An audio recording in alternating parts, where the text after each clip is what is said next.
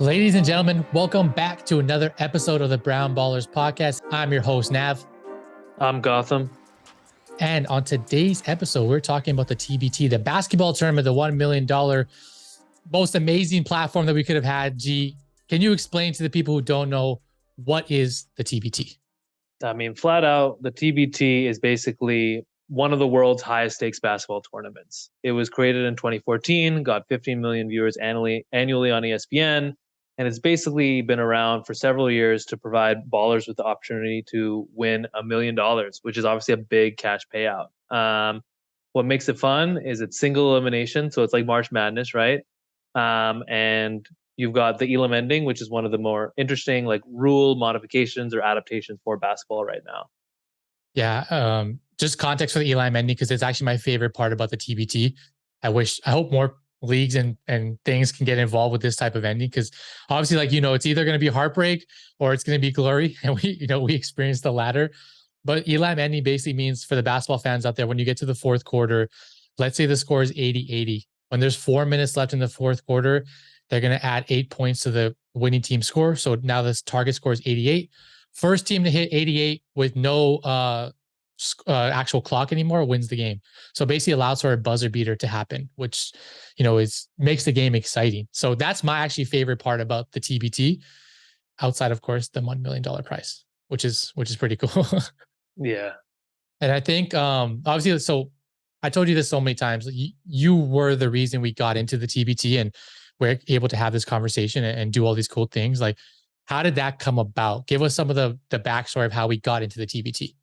Yeah, I mean, I think this is probably what a lot of people are kind of wondering now post India Rising's debut is like, well, how did that even happen like in the first place?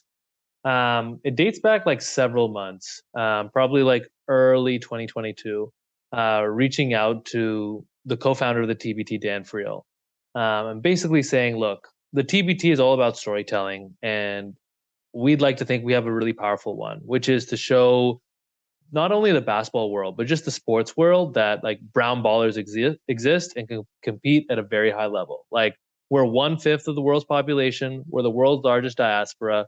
But very few people have seen us like play basketball. The TBT is like the perfect environment for us to bring this to life. And like, we'd love to do that with you for 2022. So they heard our pitch out, they learned a little bit about us, and they were like, look, let's do this thing. So that's kind of how we got from point A to point B. This is obviously a unique platform. It was one of the main reasons why you reached out and tried to get us a part of this, which you did. What does it mean for us to really be a part of this? Because obviously we know it's groundbreaking. We're breaking stereotypes. We're showing brown ballers exist, but what else is outside? Because it means a lot for India Rising and all of us to be part of this. I mean, I think the coolest thing at the end of the day is that it's like brown people versus the world in some ways. Like, when I was talking about India Rising at first to people, they'd be like, what's the big deal here? We're getting like brown people playing against other brown people. Like, that was how people were getting confused. They're like, I'm not trying to watch that. When you tell them like it's like brown hoopers playing against ex NBA players or like MVPs of foreign leagues overseas, like that's when it starts to make sense. Because I think historically as a community too in sports, like we tend to play amongst ourselves. There are very few opportunities for us to compete as one against like the other. It's like a weird way to phrase it, but you get what I'm trying to say, right? Like, Yep. I think that was the coolest thing about the TBT for me. Like, yes, the $1 million, yes, the Elam ending, of course, the ESPN platform, but like at the end of the day, like nobody has seen a team of Brown Avengers like hoop against other people. So that's what like got me most hype about it. Yeah, I think like we always say this, like the representation was unreal. And even like when you first told me the idea, right? Like, yo, like there's India Rising. This is what we're gonna do. We're gonna play in the TBT. It's like, hey, this is great. Hopped on. But as we talked about when we were there, like getting those goosebumps, we see the training camp the first day. Obviously, you arrived 17th, you see it.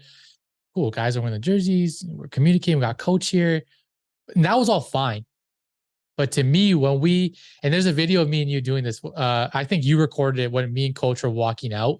Yeah. Of like the tunnel. And it just felt like, whoa, are we playing on ESPN, like in a professional game with all these fans and stuff? And like, I was like, that's when it hit me of like, wow, it happened. We did it. We're here no matter what. And we're showing people what we can do. So I want to actually go back to that moment real quick, right? So we're playing Syracuse in Syracuse. Like, what were your thoughts? Like, what was going through your head when you were walking through the tunnel and into the arena? Uh, there was so much running through my mind. But the thing to me was like the atmosphere. Like we talk about this all the time. Like we wanted that game, we wanted this opportunity, and we wanted the gym to be packed of fans for the opposing team. Even though we had some family friends there helping support us, to see the sea of orange and the people who like remember when they came out and they announced the starting lineup for the Syracuse team, Yeah, like yeah, that how was next rowdy level. the Yeah, fans yeah. got, so rowdy, and like that, that pumped me up, because I was like, oh yeah, it like you just said, it's we don't want to say it because it's not really what it is, but it felt like us against the world, and No, like I that's specifically remember too, like at least for the start of the game, like they're pretty good about keeping Syracuse traditions from the university in place for Boeheim's Army. Like they were all clapping and standing until their first basket. yes, Like yep, it was cool seeing like those traditions from college like carry on into the TBT. yeah. It was just exciting, man. Like, and I know you felt it too, like kind of walking out there and seeing us. We got the warm ups in. Another thing that clicked for me was like the starting lineups. Like when we did the starting lineups and guys came out, and then we went into that huddle, like just on the court under the basket. I was like, whoa, it's like about to go down. Like we're going to war right now in front of thousands of people, millions watching, and it was exciting. But how did you feel? Because look, at the end of the day, like even though I'm helping, I'm a part of this, and we're building this together. The idea, the initial inception came from you. So it's always going to feel a little bit different because of the brain. I call you like the brainchild. So how did it feel for you, being a part of that? Well, I think you kind of feel like you're putting people in a position, but it's a weird kind of responsibility because like it all becomes real the second you see your opponent. I think like training camp in Toronto, like we're scrimmaging against ourselves. Exhibition games are exhibition games. So Yeah. like once the lights are on and we're announcing the starting lineups, we're standing and like giving everyone high fives as we announce everyone. Like what was going through my head was just like um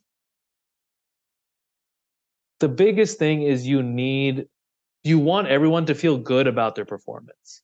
Yes. Not Yep. everyone gets the chance to play on ESPN. And like this can make I don't want to say break, but like it can like redefine one's career because it's like a big platform for scouting. That was frankly the only thing going through in my head. Like I hope everyone feels prepared for this moment, and I hope uh, everyone comes out of this experience, win or loss, feeling good about their contributions to the team. Like that's Yeah. kind of like all that I was thinking about. And No, um, and that's good too, because like that's how I was feeling as well. Also, we talked about this like offline.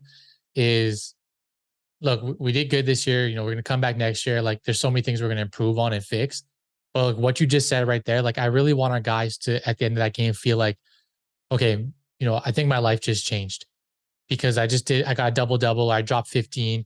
We just beat this team. I played great defense. Like I can send this confidently to my agent or my team and hopefully get a pickup. Because obviously, like you just said, like that's what we want to do. Where we want to give them more opportunity. this is like about servicing players, right? At the end of the day, like obviously it's about content and Yep. showcasing the world that we exist, but this has to be a net positive and a plus for the players, right? That's the most important thing.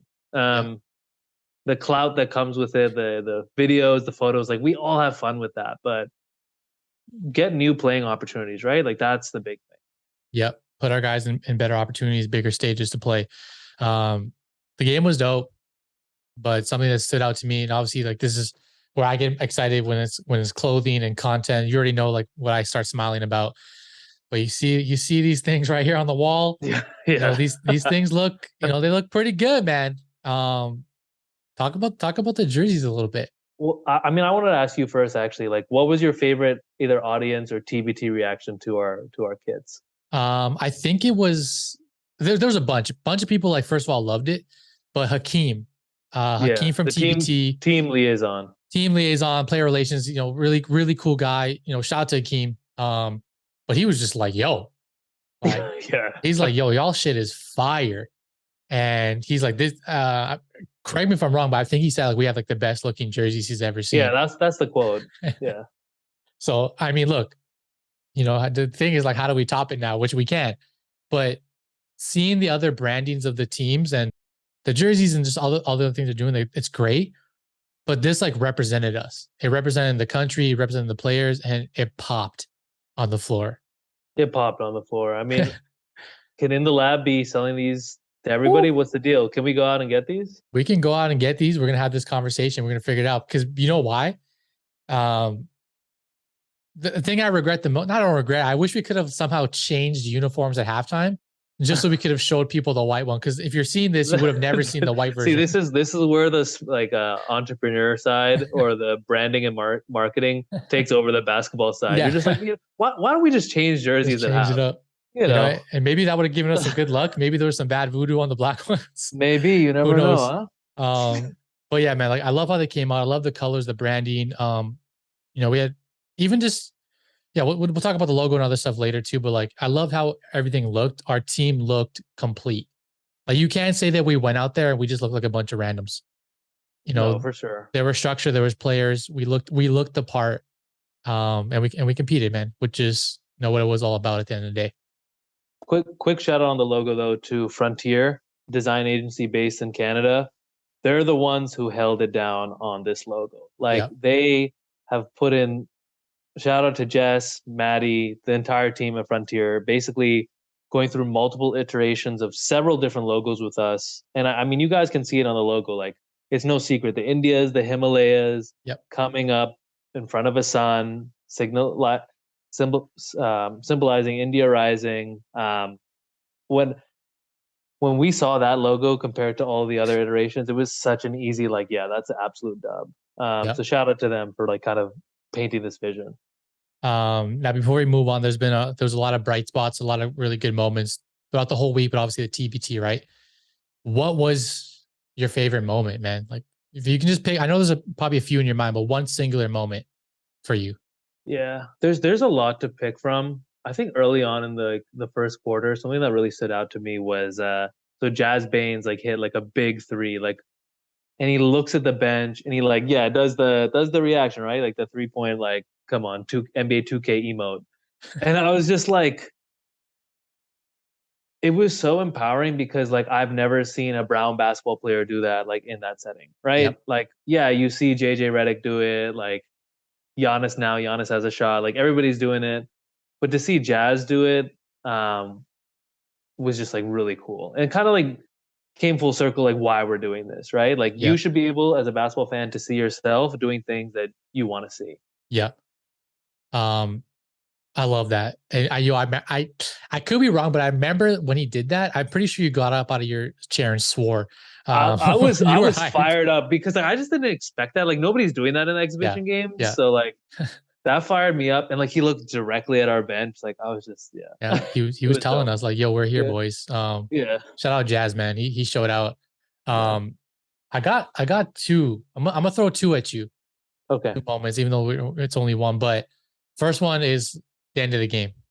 Look, man, like we had some rough patches. We go down 30, almost 40, and then there you get to that Elam ending, and it's basically everyone's written off the game on the other team, and the commentators probably everyone's like, "Oh, this game's over."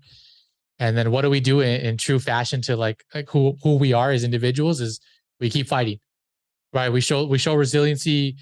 Kieran comes out slanging. yeah, He's just slanging the rock, man, and there's no rim is being touched anywhere. It's all straight in. He hits those three and long ranges. I think Arian threw one into. We scored like 12 or 15, like quick in that Elam, and we just kind of closed that gap and kind of just show people like, yo, like, even though the score doesn't matter, like we're hooping. And like to me, that was a huge bright spot. Just showing that, like, yo, we're not giving up, we're not laying down, we're still hooping. So that totally, was man. good. I know I said two, but also shout out Sook, man. Sook really came in there and like did his thing.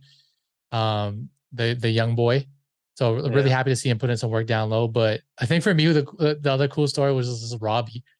You know, just had a baby. I should big shout out to I guess Miss To Sahota. Miss Sahota, yeah, like that's the real MVP, honestly. You are For if just you're seeing this, yeah. yeah. If you're Thank you. seeing this, you are the real MVP. Thank you so much for letting Robbie come out because obviously here's the cool thing, man. This is a little side topic, but having like a wife and partner that supports you to that level of like, yo, like, Robbie, like I know you played pro 10 years and you may be done, but I understand what this means to not only India Rising, but the people watching and to you, like, go ahead. Like we just had a son, two We just days fresh. we just got discharged from the hospital. Just carry on, keep moving. Yeah. The fact that he came out, I'm still blown away by it, and that he was able to do that. Came out, started the game off strong, brought that vet mentality. So shout out to Rob, and also shout out to all the guys on the team, man. Like just a great Yeah, experience overall. everybody, Yeah, but everybody. I'm just looking forward, man, to next year and us being able to do this again and recapping 2022 and the growth we made to 2023. I mean, the road to redemption already started. Like we got 12 months now to tool up and just run this thing back. Honestly, I'm excited. We literally have a year. TBT is not even over yet. It's still fresh. It's still going on for a little bit, and we're already making plans and moves for like how to improve everything around our TBT training camp, team players, everything. It's gonna be exciting. I'm excited to see like who we're gonna find because I feel like we had some diamond in the roughs this time. Like we weren't sure, and like guys like came out. I can't imagine like who else is out there that's gonna. And we already had some DMs. That we we have already some had some DMs already. DMs, some folks reaching out. Yeah. And what else can we? It's just exciting. It's hype. In some ways, it's like the world's biggest. Like I've joked around about this, but it's like the world's biggest talent search. Like in It's basketball, like, right? You yeah, it's already like got like a you got like yeah, the yeah, biggest player population. yeah. It's like India Rising's Got Talent or something Indy like Rising's got talent. Yeah. that. We're just gonna go everywhere and find these players, and honestly, we that's don't part we of the don't have story. we don't have any Simon Cowells in the mix though. I don't think No, so. We we maybe need to need find one. we need We to need to find find some one. just like a hard ass. We gotta find them. Talk to me real Yeah, quick about the ESPN broadcast because obviously, like we're talking about the things that we saw on the inside. Like there were obviously a lot of quotable moments. It was really, frankly, like inspiring to have Kevin Nagandi talk about us dude. just organically on ESPN, giving us a shout out. Like, what did you take away from the broadcast the most? What was the soundbite that got you the most fired up? Kevin, we love you and we want you on the Brown Ballers Yeah, podcast. We need you here, man, because we got to talk about hoops, the culture, India Rising, everything that we're building, and everything that you have already been building. So just hit us up, man. Hit our line. We're free. Me and G are ready to take that call. Outside of that little plug and shout out, I think there's a lot of cool moments, right? But to me, and you sent this picture right after the game was over in the group chat. They made it seem like we were the defending champions, that we won the $1 million last year. They were only talking about India Rising, our story. You had a great segment, which I'll let you chat on after this. But when they showed on the screen our guys, our names and what they do, Sai's the doctor, right? We got Varun doing the MBA. We got all these guys and their stories like Gokul and Aryan. Like that was dope to me because I have never seen that before in a broadcast where they're like, yo, like, have you seen what these guys are doing outside of playing like pro basketball and being in this game? Like they're real people, like with real jobs, like saving lives, impacting people. That to me was powerful. that one is hard to top, honestly. Like, because I don't think I'm trying to put my hand around it, or we've been joking around with this whole idea of like shut up and study. Yes. Like there's shut up and dribble. Like for brown people in sports, is it shut up and study, right? Like our community or older generation have always said, you got to pick, or you don't even get to pick. Like academics and sports, once you hit that fork in the road, we know where you're going. And I think all of these players that were highlighted are living proof that you don't need to pick. And that's like the most important takeaway from us playing is like, look, brown people around the world, like you can pursue a strong career and your pursuits of athletics. You don't need to pick one or the other. And like, I don't even think I knew that until I saw that on the screen. That was really cool for me. Seeing that come together was beautiful. And I still really love the shut up and study stuff, which I know we're going to build out together. But I think that is like so powerful for us to utilize to kind of like show, because honestly, at the end of the day, like it's like the parents, right? We gotta show the parents what's happening and what can be done, like using basketball as your vehicle in life. So we're gonna come back to that shut up and study stuff. But man, yeah, like just the whole coverage they give us, like even like I want to hear your side too, because Your dad was there. I'm sure your mom watched. You had a whole bunch of family watching. Like on my side, like the feedback was just like they know what's happening. Look, man, like people know what's happening, right? And as much as I'm already doing basketball stuff within the lab. Like this is still a new thing, right? And just because I'm doing it in the lab or India Rise doesn't mean our family's watching basketball and they know what's happening. But when they were sending texts and videos and we're FaceTiming and they're like in tears of like wow, like you just did something that we've never seen before, having grown up in India, having moved here. Like this is like empowerment on a new level. Like that to me was like the Hmm. takeaway. So I'm curious, like how your family told you about it. I mean, it's funny you say that. That's spot on. Like my dad was obviously at the game. My mom was watching on TV. And to your point, like they support basketball because I do it or I work in Yeah, that space, but they don't really have like a natural inclination toward or but to finally see everything come to life, like I knew that's why my dad was there taking videos and photos of like anything that moved. Like I don't know how that iPhone battery just like didn't explode at some point. Like it was just always on recording because he was just like pumped to kind of see like an idea like come to life. And that was really special too because you kind of think about like I don't know, like a second gen kid. You kind of want to give back to your parents or like make it make sense. Like when you do a yes, non-traditional career path, you want to make it make sense. And like I think this is the first time in like 5 plus, 6 plus years where it finally made sense. Like why I'm pursuing something that isn't necessarily the most lucrative career or like the easiest thing to talk about at dinner parties. Like my parents are very like liberal. They're not some conservative types, but still like it makes sense once you just see it in the flesh. So that was like my, the amount of like pride and just joy I've had seeing my dad react to every like three that Kieran hit, like like that was like a very personal thing for me. That was pretty cool. that's what makes the game beautiful, man. And what we're doing like so much bigger. You know what I mean?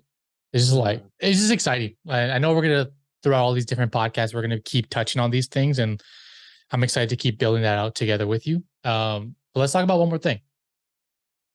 Crazy week. so so many things happened, right? Not just indie rise stuff, personal stuff, business stuff, brand building, all kind of culminated into one wild week or 2 weeks, whatever it was a blur for us. Highs and lows. Throughout the whole experience for you, what were the highs and lows? Whole experience. I mean, I have to say one of the highs is the exhibition games because that was the first time you saw everyone coming together. Obviously, got Mm-hmm. that dub in the exhibition game, like, and I also got to see what makes our team so special. Like, Gokul Natesan goes down with like a foot or ankle injury, Yeah. and all of a sudden, Sai just like starts going into doctor mode. Like, takes off Gokul's shoe, like props it up on the bench, tells me what we need, ice wise. I'm like, what? How could I help? I What's felt like a happening? nurse attendant or something. I'm like, whatever you guys need, but like, I can't name any players that like will go out and get 15 points and then like be on the bench like attending to the guys. Like that was just cool. That was like a high for me. I'd say one of the lows. And the players probably agree with this. Like we were grinding out there. Like the original plan for those listening is like we were just supposed to show up in Syracuse like 2 days before and just like Yep. kind of go after it. Uh, but we were like, look, man, we need to get some reps in. So really just in the span of like 1 to 2 days, like put together this master plan for a training camp in Toronto. We drove across the border. I won't name the player, but like lost the passport. It was a pretty, there was a lot of drama, a lot of stress pregame. But you know, we were like, it was like a reality TV show. We were all living in one Yeah. Airbnb, one of the rooms where me, you, the filmmaker, like it was 4 bunk beds. Like, I don't know Yep. if that's a high or a low. All I'm gonna say is like, if you're listening in next year, we're looking for as many resources as we can as possible to really give a first class experience for our players. Like, obviously, this was just year one, but like, we really want to show our guys a good time. 100%. And at the end of the day, that's what it's all about, right? The players and giving, like I said, giving them that experience. I think like for us next year, like being able to have like a longer training camp, just kind of better facilities, better environments for the guys, maybe some more team bonding, things like that is going to take this experience even further. More team bonding for sure, man. Also, Yeah. like we need to stop calling Ubers and just like rent 3 cars. Yeah. We Like just need some, we need whenever we some, finish, yeah. oh my god, whenever we finish practice and I'm just like out there being like, all right, like T753, like yellow Honda, like just like come on, man. Fellow, It's like yeah. getting off the airport in Delhi or something. We just need to chill out. Fellow entrepreneurs, if you're listening, you know the grind of something that's only a few months old, Bootstrap. essentially. Yeah. Yeah, bootstrapping this thing up. Yeah, man, I think just to echo that, like totally in agreement there. And then I think for me, just like seeing the guys like bond off the court is pretty cool. Like you got guys going in Toronto on walks and they're exploring the city downtown and they want to grab a drink together. They're making their own plans just to build that chemistry and those relationships, because I think obviously they understand also like it's not just about the game. This is a brotherhood of what we're creating. So to me that was really cool. And obviously that night that we had the Airbnb, the big one, the house. Oh, that was excellent. That was just cool. We got food, we got burrito boys, and everyone's hanging out. We got guys over here and people over there, and we're shooting shooting the shit and having a good time. I want more of those moments. I know you do too. Even on the bus playing Uno, like that's playing Uno on the bus. Yeah, that was me and G are having a conversation. We just like turn around and it's like these guys are cracking jokes and playing Uno and throwing cards down. Like, yo, this is what it's about. Like, I keep going back to that word, like brotherhood. Like, yo, we're creating community that building. Yeah. community building. Like, this is not something that's been done before, and it's another reason why I'm so excited to be doing this with you. So, it's the heartfelt, man. The heartstrings are pulling over here. So, look, TBT was an amazing experience. We talked about this already, but G, are we coming back to TBT in 2023? Okay, here's the banner headline. Like, the road to redemption starts now. Like when and you can speak to this too. Like when we finished up the game, like I think we took like maybe like 10 minutes to like look through the results, box scores, and then all of a sudden the mentality shift to, okay, how do we get back here? Yeah. And how do we do this right? Automatically went into like scouting and recruiting mode. Like, what do we need to do to retool this position, this team, this platform, and win? We'll be back July 2023, competing in the TBT for $1 million. TBD on which regional, TBD on the specific dates, but keep that month blocked off, because if you liked what you saw, there's about to be a lot more. That's how I'd leave it. So you heard it here first from my man G. We're going to be back in the TBT in 2023. And that now wraps another episode of the Brown Ballers podcast. Stay tuned because we have so much more coming. And we have a lot of really dope guests coming soon. So until next time, see you guys soon. Be easy. See you guys.